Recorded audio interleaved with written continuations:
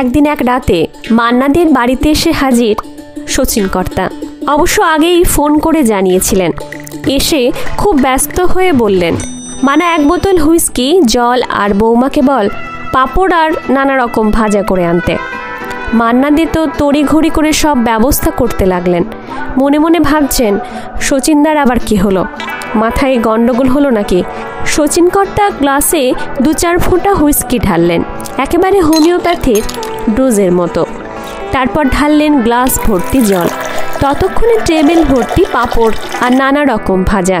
মান্নাদি চুপচাপ শচীন কর্তার কাণ্ড কারখানা দেখছেন। শচীন কর্তা সেই গ্লাসের অতল জলে হারিয়ে যাওয়া কয়েক ফোঁটা হুইস্কি নাড়াচাড়া করছেন আর অনেক খাবো ভঙ্গিতে শুধু পাঁপড়ের একটা ছোট্ট টুকরো মুখে দিলেন। রাত একটু গড়াতেই বললেন, বৌমা আজ আসি গিয়া। তারপর একরকম হাওয়ায় মিলিয়ে গেলেন।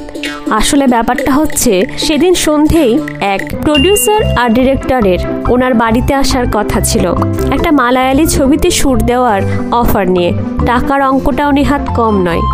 শচীন কর্তার সোজা কথা, ওই ভাষাটাই বুঝি না, সুর করুম কি কইরা।